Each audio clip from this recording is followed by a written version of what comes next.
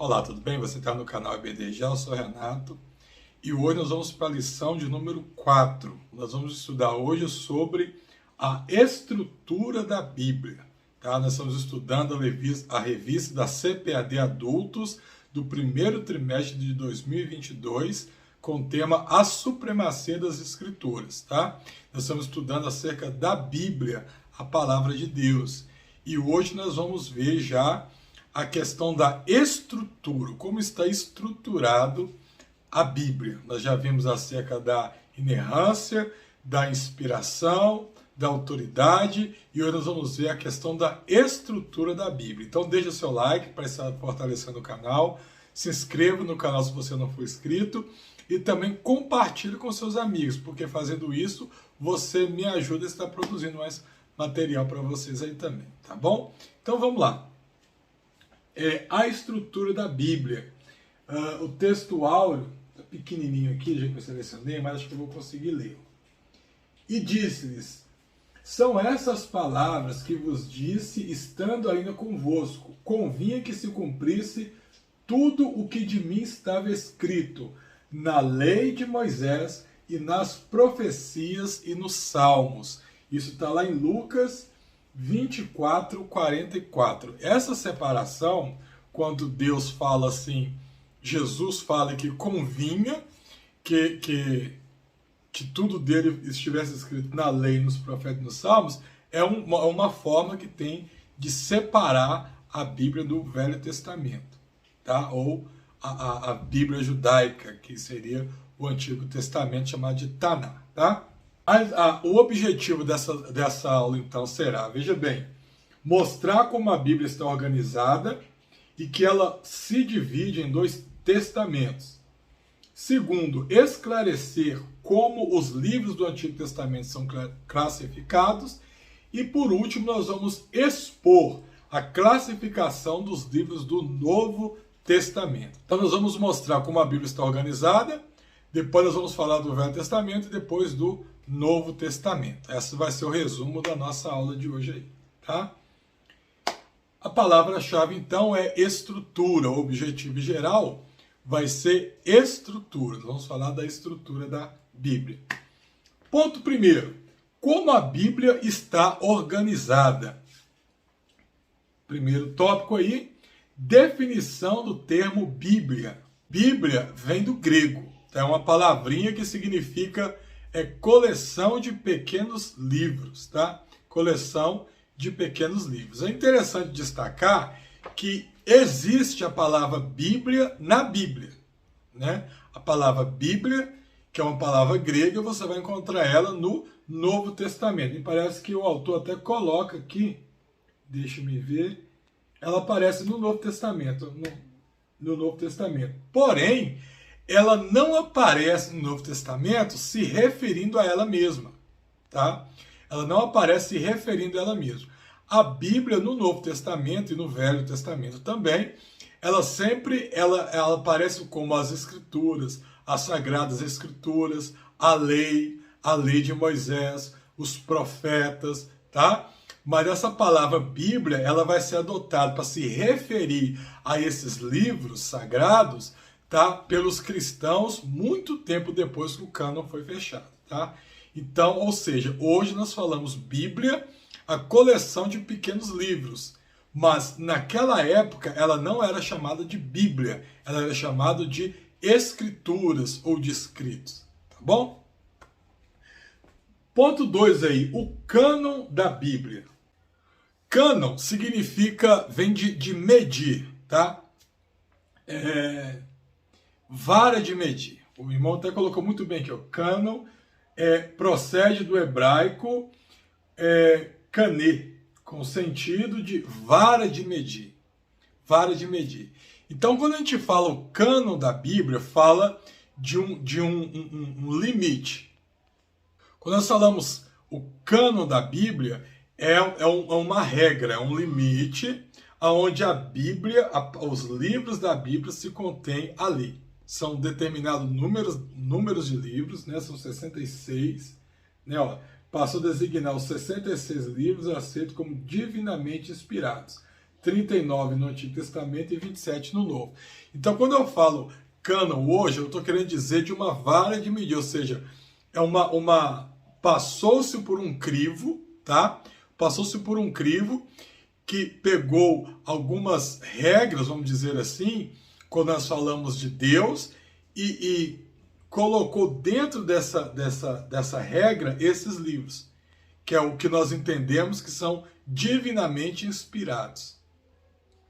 Os livros que estão dentro desse conceito são chamados livros inspirados, ficam dentro desse limite. Então é chamado de cânon sagrado, né? Ou simplesmente cânon.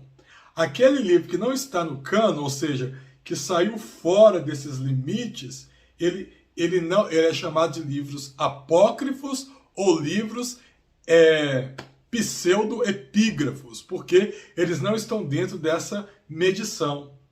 Tá? Então, quando eu falo de Bíblia, ela tem uma regra ali, né, de leis divinas.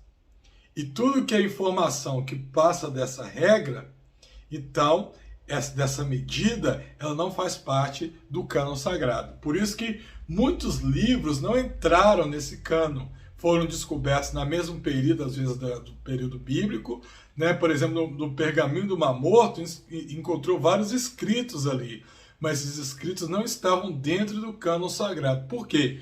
Porque dentro do cânon, a Bíblia ela não se contradiz. Não se contradiz. É um complemento de si mesmo. Ao passo que esses livros que estão fora, eles trazem informações que se contradizem com as informações que estão dentro da palavra de Deus. Agora, quando a gente fala de cânon, uma coisa que é muito interessante a gente frisar é que é o seguinte, para se fazer o cânon da Bíblia, teve que ser uma regra. E o livro que entrava nessa regra do cânon sagrado é porque ele cumpria algumas orientações, certo? Para poder entrar nesse cânon.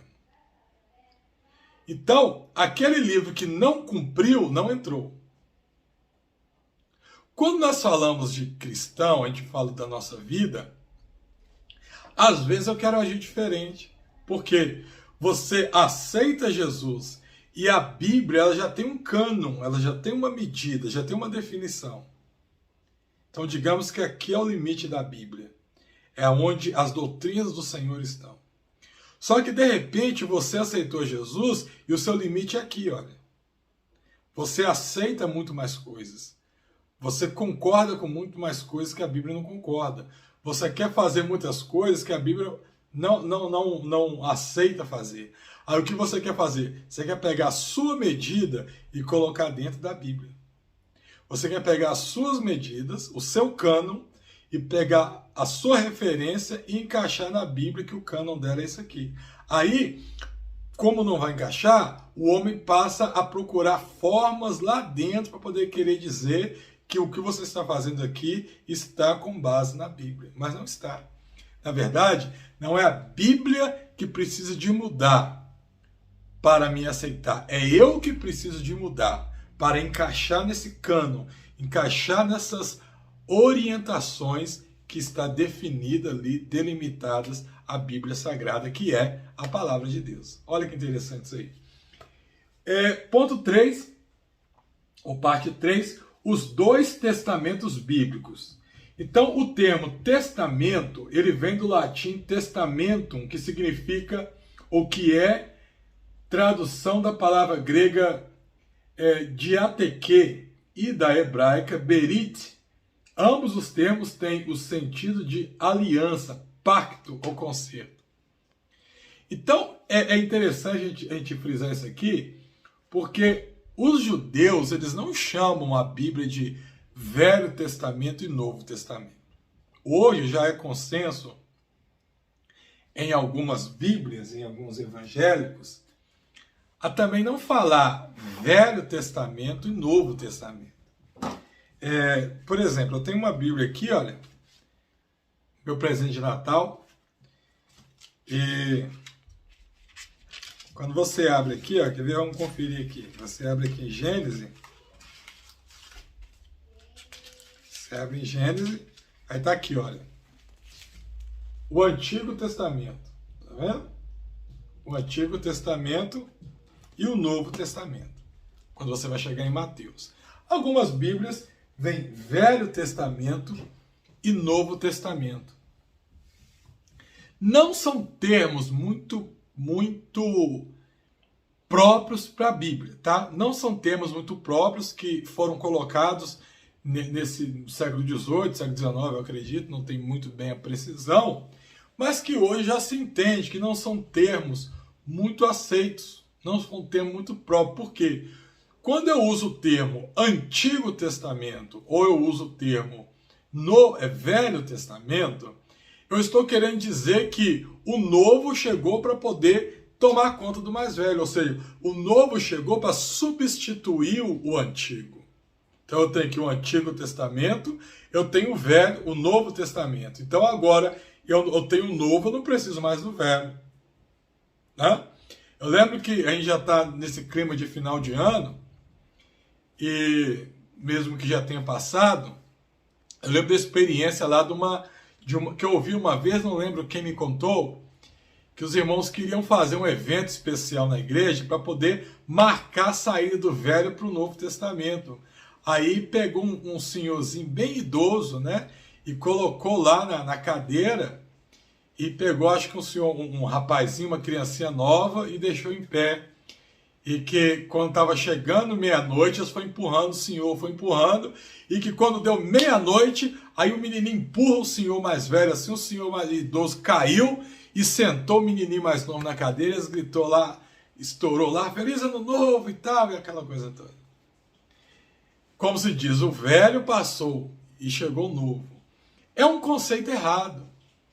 É um conceito que, quando você fala da Bíblia, você está indo já lendo um texto na Bíblia que ele é antibíblico. Lembra que eu falei que a Bíblia ela é inerrante, mas às vezes as traduções, essas traduções trazem informações então que podem trazer algumas controvérsias. Então, por exemplo, Paulo escreve lá em 2 Timóteo 3,16: toda escritura é divinamente inspirada.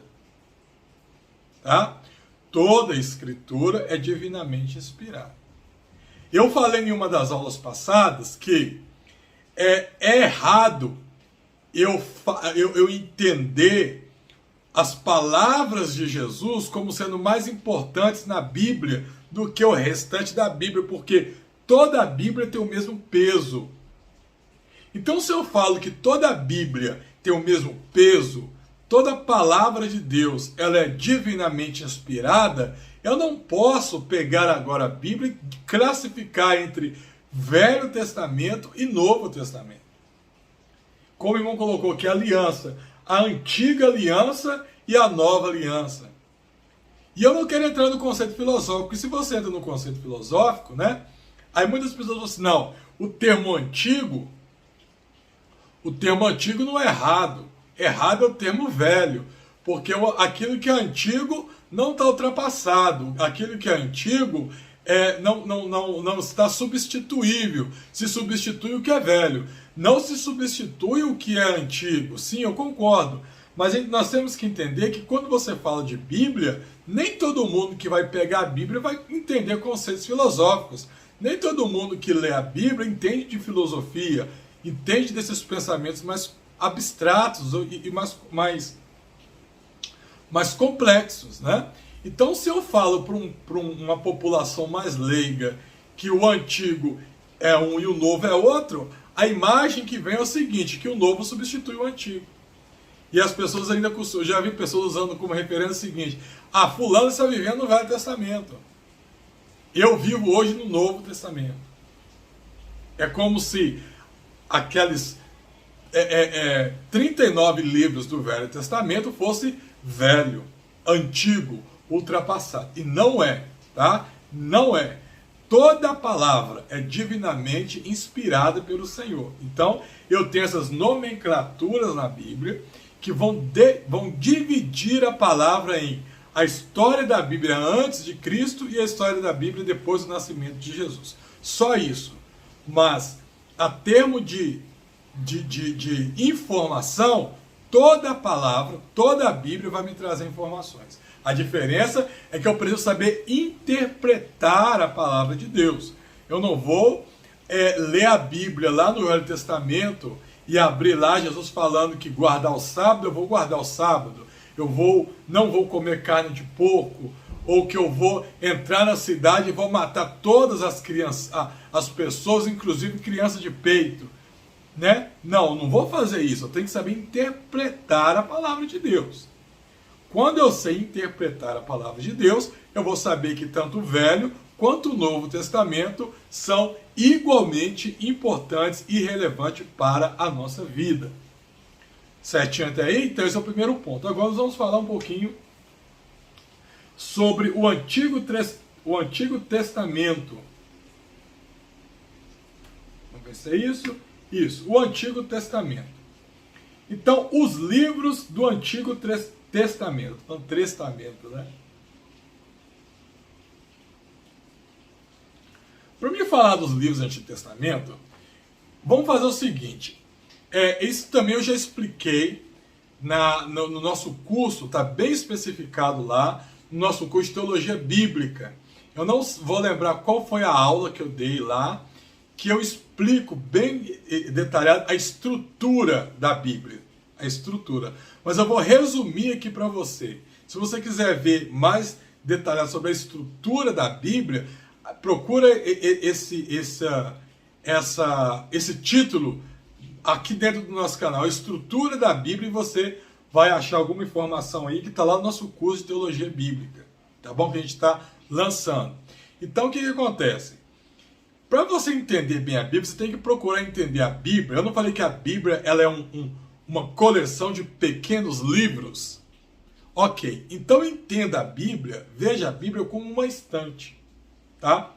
Se você tem uma estante, e se na sua estante, ou se você tem alguns livros na sua casa, e se você tem ali 2, 3, 4 livros, é muito fácil de você organizar e de você colocar em qualquer lugar, porque quando você precisar de achar esses livros, você tem facilidade para poder encontrar qualquer um deles. Você tem 3 livros.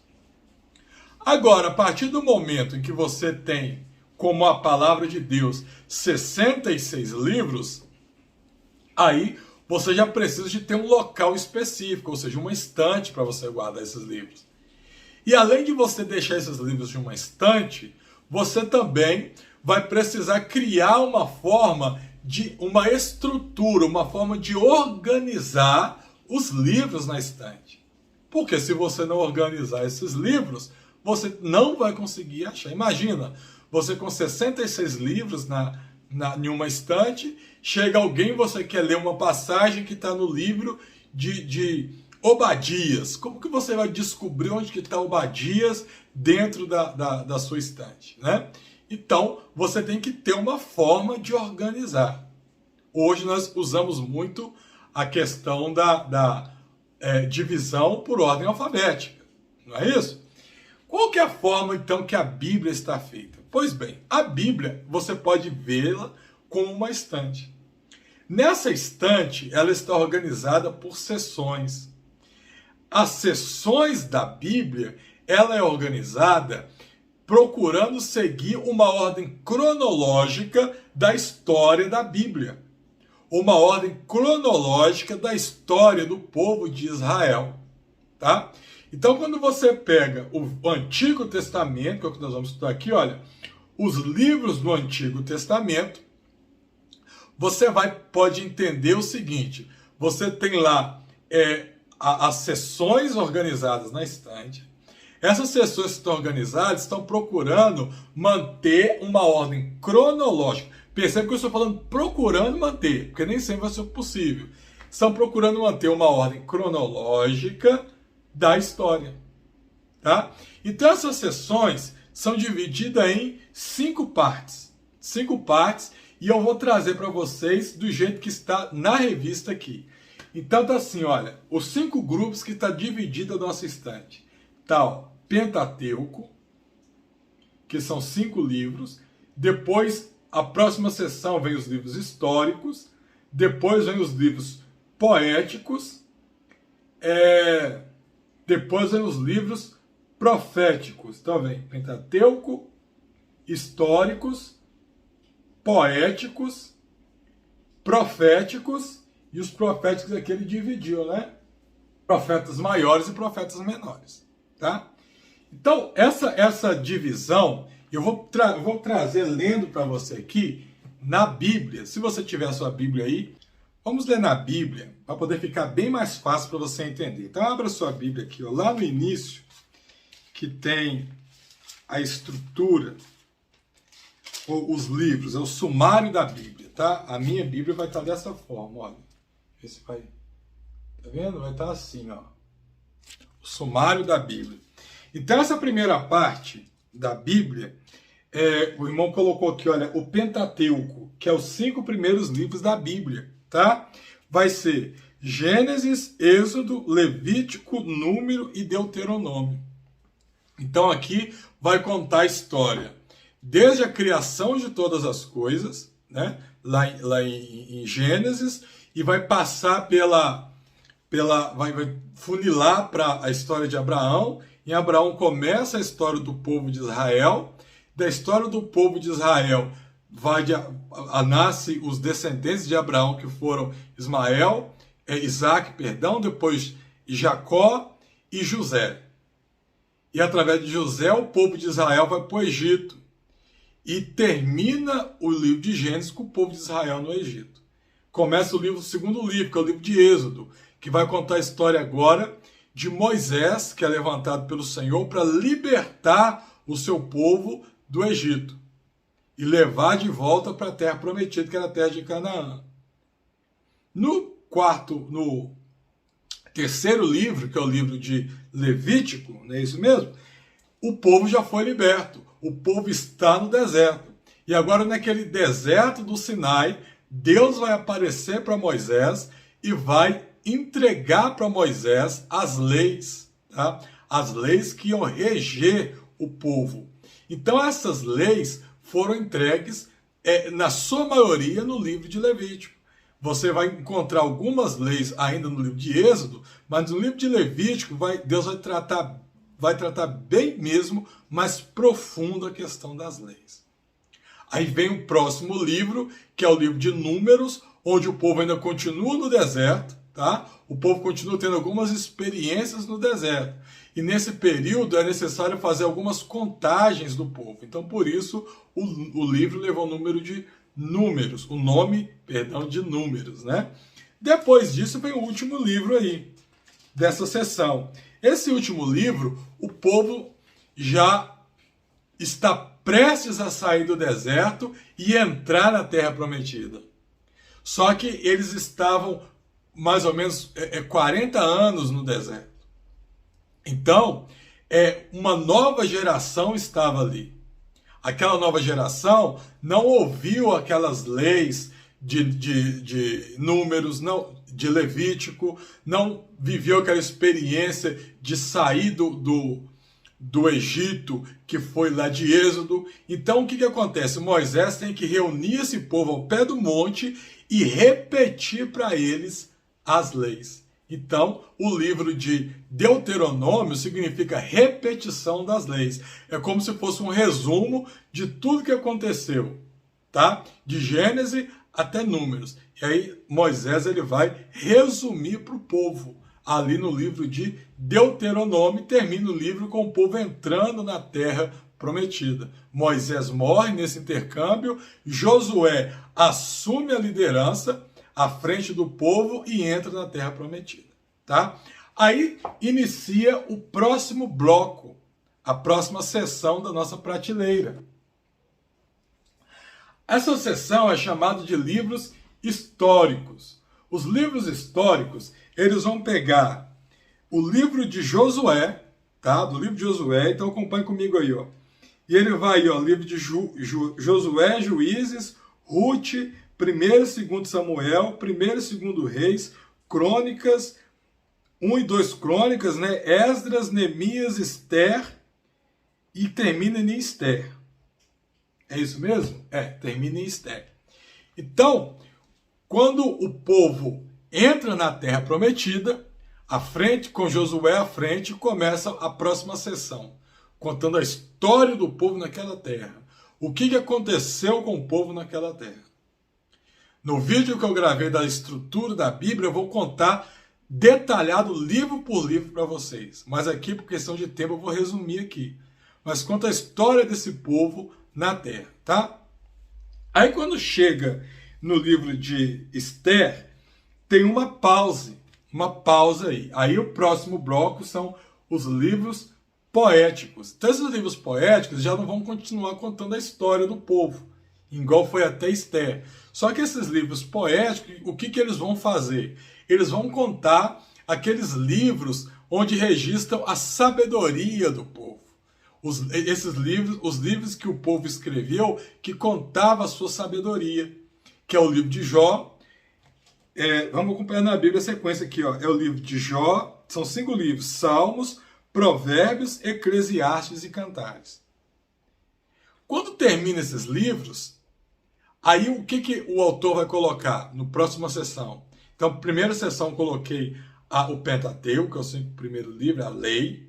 Na segunda sessão colocou a história do povo de Israel.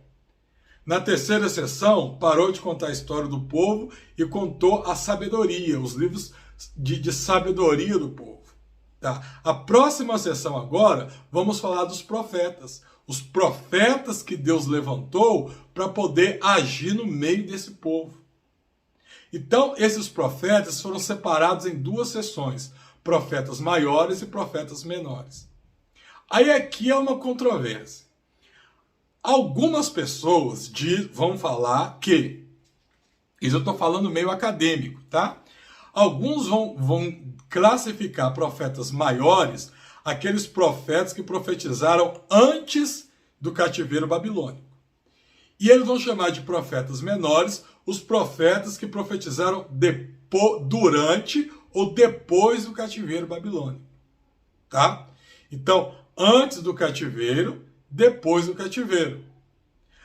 Outros vão dizer o contrário. Outros vão querer dizer que profetas maiores são aqueles que profetizaram antes e durante o cativeiro. E profetas menores, aqueles que profetizaram após o cativeiro babilônico. Tá? E há aqueles também, e eu acredito nessa última versão, eu sigo essa última versão, que dizem que não há essa distinção. Porque a palavra de Deus, ela é a mesma para todo mundo, tem o mesmo peso. Quando eu falo profetas maiores e profetas menores, é pela quantidade de coisas que eles escreveram. Tá? Pela quantidade de coisas que eles escreveram. Aqueles profetas que escreveram mais são chamados de profetas maiores. Os profetas que escreveram menos são chamados de profetas menores, porque tem menos escritos. Aí, nós vamos ver quais são os profetas menores e os maiores. Eu vou mostrar uma pegadinha aqui. Os profetas maiores, então, são, depois de Cantares aí, olha, Isaías, Jeremias, Lamentações. É um livro, né? Não é um profeta, mas entra aqui porque foi escrito por Jeremias, Ezequiel, Daniel. E a partir de Daniel, de Oséias, começam os profetas menores.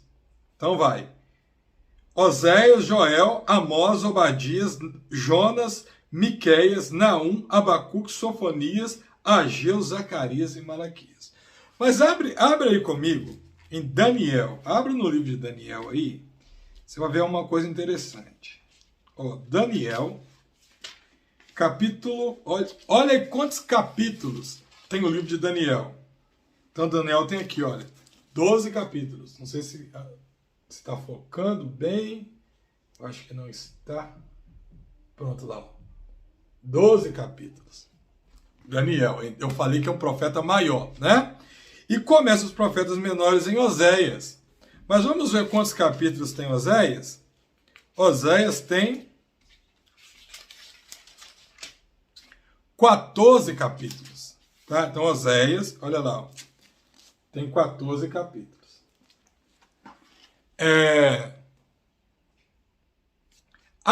Segundo alguns especialistas, eu não contei, tá? Eu não contei.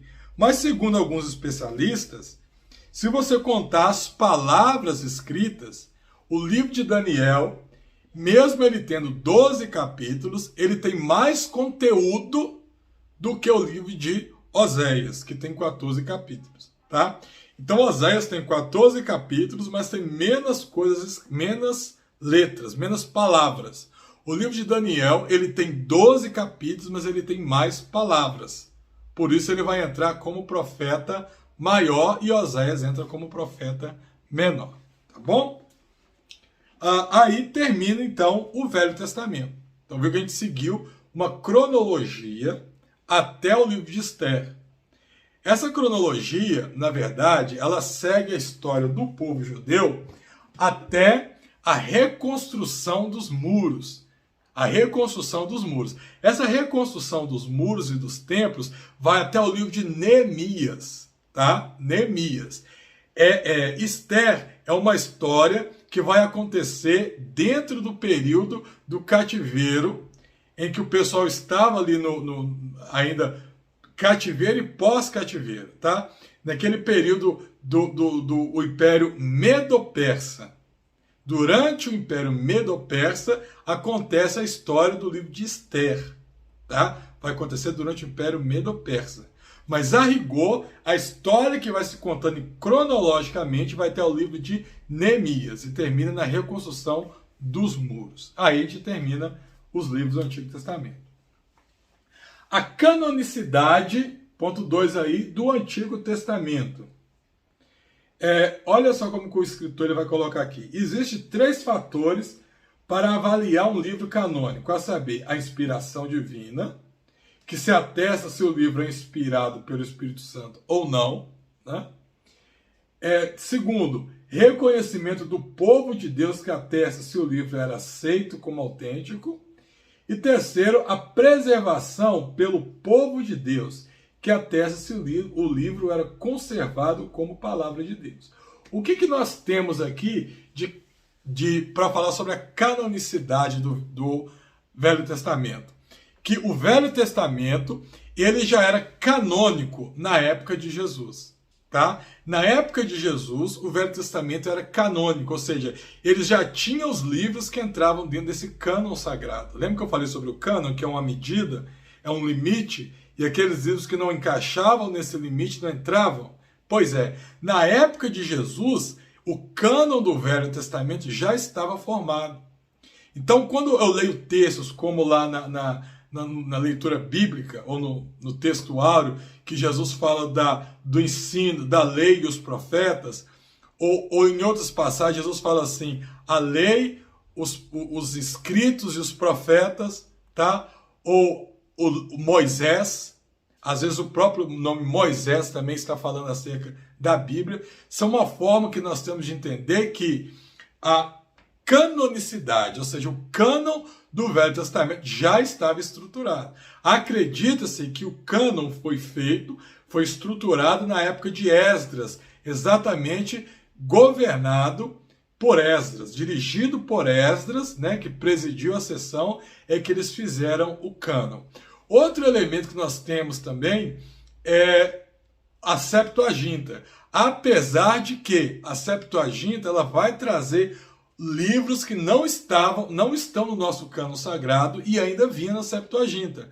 Mas já mostra que eles tinham uma sequência, uma preocupação em trazer algo canônico já, tá? Então nós sabemos que na época de Jesus, nós já temos relatos disso, de que o cânon do Velho Testamento já estava fechado.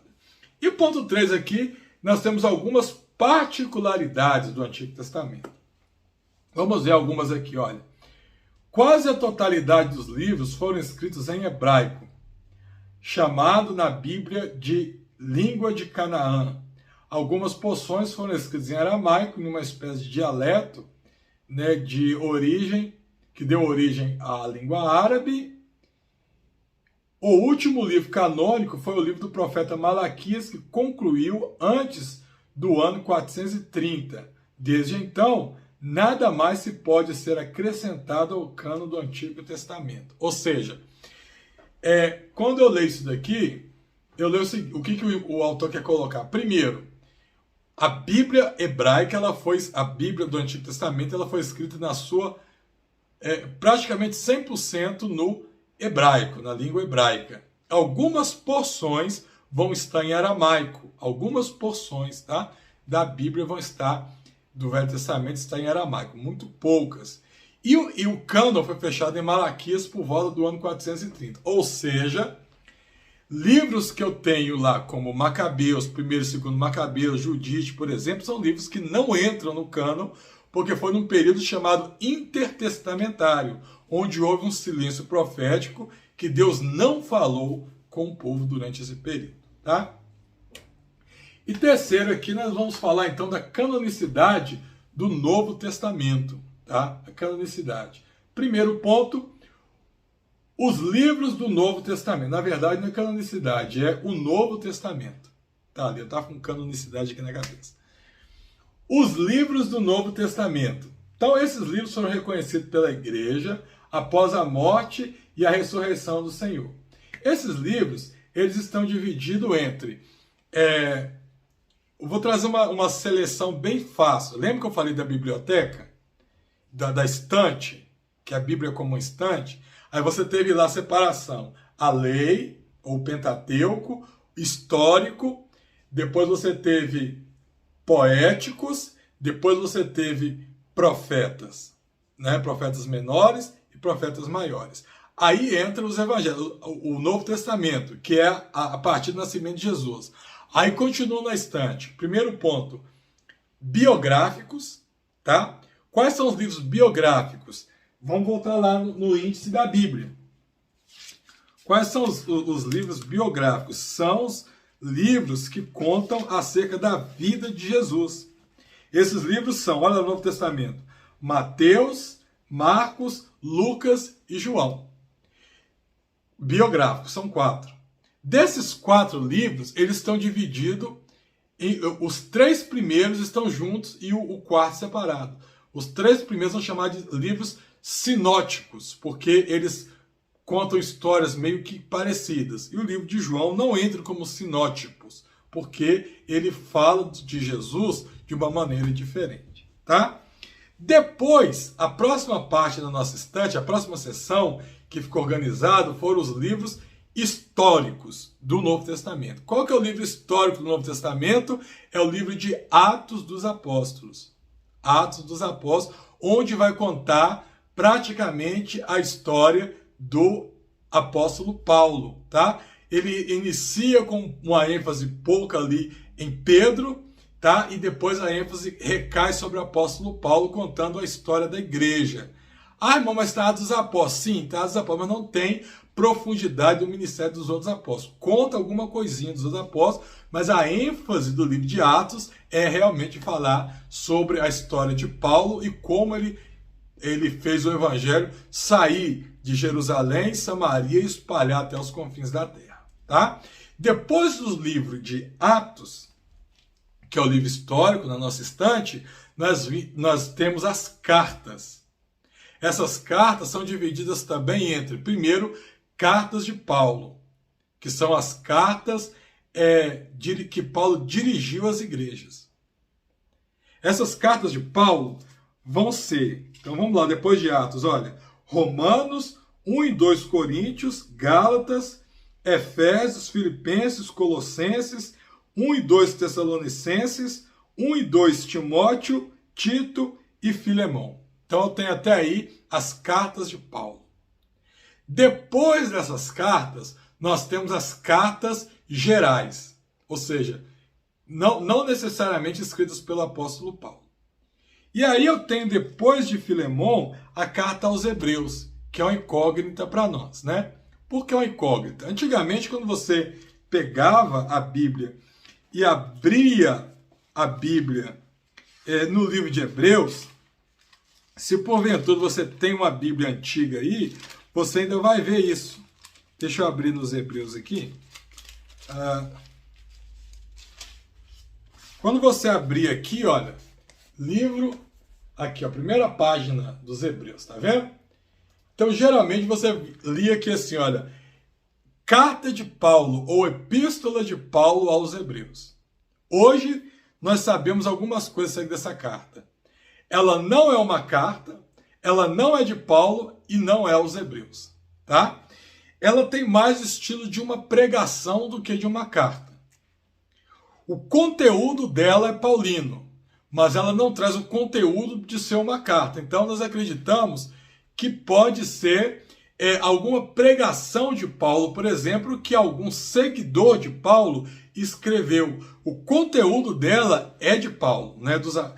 Traz a mesma estrutura dos ensinos de Paulo. Porém, ela não traz a característica de uma carta e nem parece ter sido escrita, redigida por ele. Por isso nós falamos que ela não é de Paulo, não é uma carta e não é aos Hebreus. Portanto, ela entra como cartas gerais, tá? Como cartas gerais. Mas a gente voltando então na nossa sequência de cartas gerais, depois dos Hebreus, aí você vai ter cartas de outros irmãos que escreveram também a igreja, mas que não foi Paulo, que vai ser lá, olha, Tiago, 1º e 2º Pedro, 1º, 2º e 3º João, Judas e Judas. Aí nós terminamos as cartas gerais. Aí vem a última seção da nossa estante. Qual que é essa última seção? É o livro de profecia. Esse livro de profecia do Novo Testamento é a carta de Apocalipse. É o livro de João que ele escreveu, né? É Apocalipse, e dessa forma a gente termina ali o Novo Testamento, totalizando 27 cartas, tá bom? A canonicidade do Novo Testamento. Ou como o irmão coloca aqui, olha, os critérios de avaliação do Novo Testamento são iguais aos que determinam o cânon do Antigo, lógico. Isto é, a inspiração, o reconhecimento, a preservação. Nesse sentido, a Bíblia também oferece indiscutíveis provas da inspiração divina. Ou seja, é interessante que o próprio Novo Testamento ele já se atesta, porque ele diz que toda a palavra é inspirada. Então ele já se coloca lá dentro. Mesmo Paulo não tendo escrito com essa intenção, tá? Quando o Novo Testamento ele foi canonizado, a gente teve algumas orientações, algumas histórias acerca do cânon do Novo Testamento, que não se baseiam muito. Muitas pessoas dizem que foi no Concílio de Trento, né, que foi organizado isso daí, e que a Bíblia foi modificada.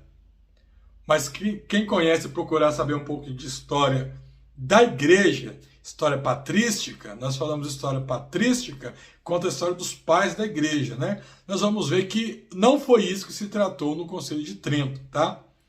Mas o Novo Testamento, então, ele foi canonizado seguindo os mesmos critérios do Antigo Testamento, tá? E depois de canonizado o Novo Testamento, você teve toda a Bíblia, então, sendo canonizada. Aí, posteriormente, ela vai receber o nome de Bíblia, para se referir a todo esse volume, o Antigo e o Novo Testamento, tá? Aí, posteriormente, ela vai receber a separação em capítulos e, posteriormente, também, ela vai receber a separação em versículos para chegar da forma que nós temos hoje. E aqui o irmão vai colocar o último ponto, particularidades do Novo Testamento. Ou seja, que todos os livros do Novo Testamento foram escritos no grego koiné, que foi um dialeto comum, né? Era o grego falado entre as pessoas ali. Mas esse grego koiné, ele tinha algumas influências hebraicas e influências aramaicas, tá?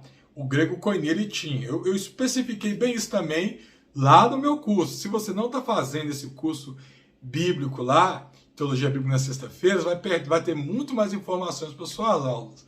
Lá eu especifico como que funciona o grego koiné e como que é essa questão da comunicação, da intenção.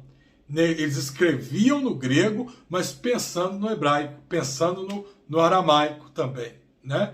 É a mesma coisa de você falar assim, eu vou parquear um carro. Você está aqui no Brasil e você fala, eu vou parquear um carro. Então, quem conhece de inglês e quem conhece de português vai saber o seguinte, que você está falando em português, mas você está com pensamento no inglês. Porque em inglês você for traduzir o inglês, você está falando que vai parquear um carro. Mas quando você fala em português, você não fala eu vou parquear um carro. Você fala eu vou estacionar o meu carro. Certo? De repente começa a chover e você fala assim, está chovendo cães e gatos. Você falou em português. Está chovendo cães e gatos. Mas para quem conhece o inglês, sabe que você falou em português, mas você falou pensando no inglês. Porque o inglês, quando está chovendo muito, a pessoa ela tem essa tradução, esse modo de falar que está chovendo cães e gatos no inglês. Mas em português você não fala está chovendo cães e gatos. Você fala está chovendo canivete, você fala está caindo um toró, dependendo se você morar em Minas, aqui igual eu. Você fala está caindo um pé d'água, mas você não vai falar que está chovendo cães e gatos.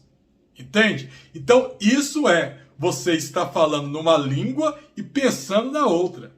Quem conhece inglês, rapidamente você olha, você está falando em português, você está pensando em inglês. Então, o grego koiné, ele tinha essas influências. As pessoas falavam em grego, mas eles estavam pensando em inglês, no hebraico, tá? E às vezes no aramaico. E isso é muito importante para você saber, porque quando você vai fazer uma exegese de um texto no Novo Testamento, muitas vezes você tem que procurar a semântica daquela palavra aonde? No hebraico. Porque muitas vezes eles estão falando no grego, usando o grego para escrever, mas a mente deles está focada no hebraico. Tá? Então você pega a exegese do hebraico e você vai conseguir entender o que o autor bíblico quis colocar para você. Por fim, é isso. Então, está falando aqui da separação dos versículos e capítulos, foi o que eu já falei para vocês aí. Então, esse foi um resumo da estrutura da Bíblia. Eu acredito que ficou bem didático isso daqui. Se você não entendeu direito, não deixe de conferir lá o vídeo que eu coloco. Porque o vídeo lá no curso, eu tenho material de slide, eu passo em PowerPoint, vou mostrar as fotografias. Você vai conseguir entender melhor lá para você, tá? Que Deus te abençoe, fique com Deus e até o nosso próximo encontro.